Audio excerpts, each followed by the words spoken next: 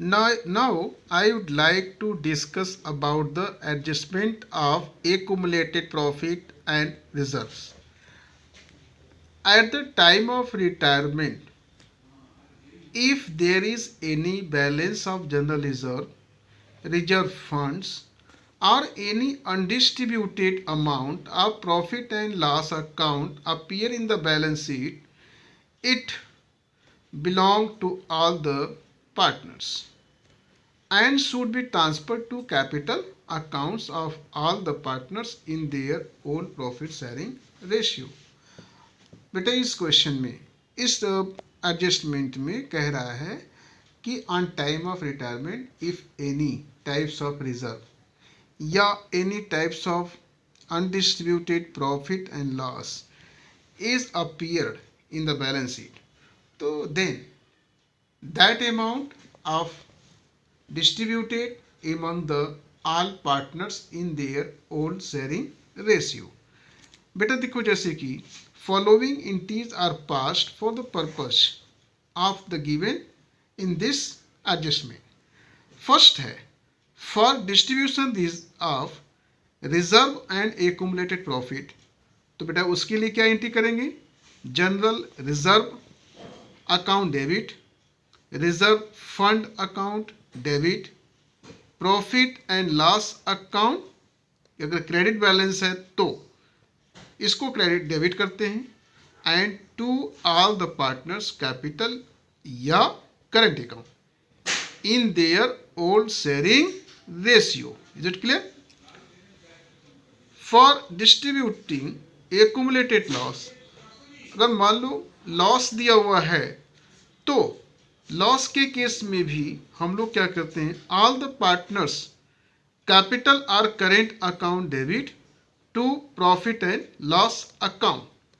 Third point is that for distributing surplus of specific reserve, अगर मान लो बेटा कोई स्पेसिफिक रिजर्व है, like in case of specific reserves like workmen compensation reserve or investment fluctuation reserves are in excess of actual obligation, the excess will be transferred to capital account of all partners in their old sharing ratio.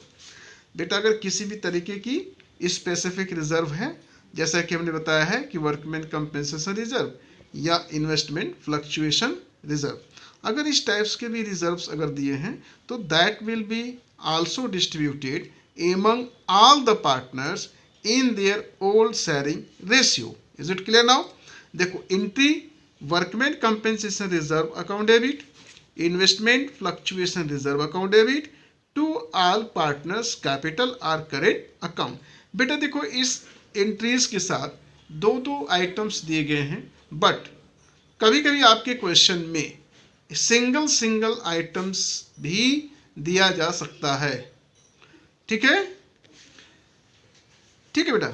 अब देखो illustration 27 के through हम लोग इसको खूब अच्छी तरीके से एक्सप्लेन या अंडरस्टैंड कर सकते हैं कि Kanu, Manu and Akanksha are partner,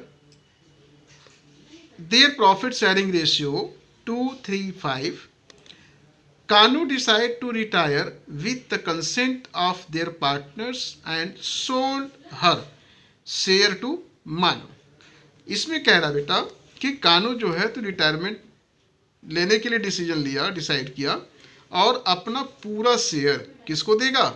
मानू को देगा. Goodwill was valued at 2.5 year purchase of the average profit of 3 years. Profit of these 3 years were as follow. ये है बेटा 50,000, 70,000 and 60,000. Reserves fund stood in the balance sheet at 30,000 at the time of her retirement. You are required to record the necessary journal entries to record the above adjustment on Kanu's retirement. Is it clear? Also prepare her capital account to find out the amount due to her when her capital balance in the balance sheet was given 1 lakhs. क्या कह रहा है? अब देखो बेटा हमें क्या करना है, ज़्यादा एंट्री पास करनी है। सबसे पहला वर्क क्या है, reserve fund stored in the balance sheet of ₹30,000। इस 30,000 को कानू, मानू और आकांक्षा अपने ओल्ड शेयरिंग रेशियो के अकॉर्डिंग उसको क्या करेंगे, डिस्ट्रीब्यूट करेंगे। तो यहाँ लिखो reserve fund account debit to Kanu's capital, to Manu's capital, to Akanksha's capital. बेटा यहाँ पर जो वैल्यूज होगा वो क्या होगा, हमारे पास रिजर्व कितने रुपए के हैं, 30,000 के हैं। इसमें शेयर कितना है, 2/5 इज इक्वल टू ये 6,000, तो कितना हो जाएगा, वैल्यूज कितनी हो जाएगी, 20%, 30% एंड 50%। तो अगर इसका हम 20% निकालते हैं तो वैल्यू हमारे कितनी हो जाएगी, 2/10 है, और ये हो जाएगा आपका 3,000, 3 2 जा 6, ये हो गया। उसी तरीके से बेटा मानुस का जो कैपिटल होगा वो 9,000 होगा, आकांक्षा की जो कैपिटल होगी वो कितने हो जाएगी, 15,000। Is it clear now? ठीक है बेटा। अब देखो जो next item is given that student balance, ये हो गया, यू आर रिक्वायर्ड। अब ये गुडविल के लिए आपको एंट्रीज करनी है, तो how can you calculate the amount of goodwill. तो देखो यहाँ क्वेश्चन में कहा है कि goodwill was valued at 2.5 year purchase of the average profit of 3 years.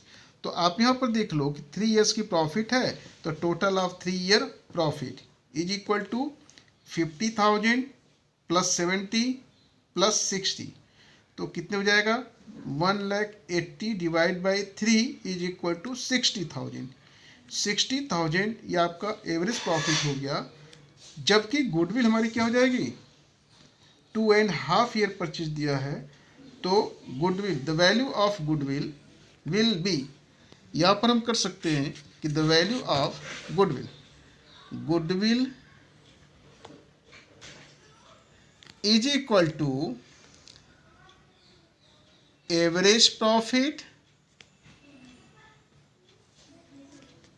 Into 2.5। Average profit बेटा कितना है, 60,000, तो गुडविल कितनी हो जाएगी, 2.5। इस तरह से कितना हो गया, 1,80,000, 1,50,000। Is it clear? अब यहाँ पर कौन रिटायरमेंट कर रहा है, कानू, तो Kanu share in goodwill is equal to कितना हो जाएगा बेटा, 1,50,000 इंटू कितना हो जाएगा, 2/10, तो वैल्यू कितनी हो गई, 30,000। Is it clear? तो यहाँ पर 30,000 है, और वो अपना पूरा शेयर किसको सेल कर रहा है, मानू को। तो यहाँ पर क्या होगा, कंपेंसेट कौन करेगा, मानू करेगा। तो Manu's capital account debit to Kanu's capital account. Clear है बेटा? Now we have to prepare a capital account of Kanu. तो हम ये देखते हैं कि कानू का जो कैपिटल बैलेंस है वो कितने रुपए का है, 1 लाख का है। रिजर्व फंड में उसका जो शेयर है कानूस का 6,000 का है बेटा। उसके बाद फिर गुडविल में टू ये बाई मानूस कैपिटल 30,000, यानी टोटल वैल्यू कितना है, 1,36,000 होगा, जो फर्म कानूस को उसकी रिटायरमेंट डेट पर क्या करेगा, पेमेंट करेगा। Is it clear now? This amount is payable to Kanu on time of retirement. ठीक है, the real value of capital and share in reserve fund and share in goodwill, तो total of this value will be 1,36,000, and this 1,36,000 will be paid by the firm to Kanu. Is it clear now beta?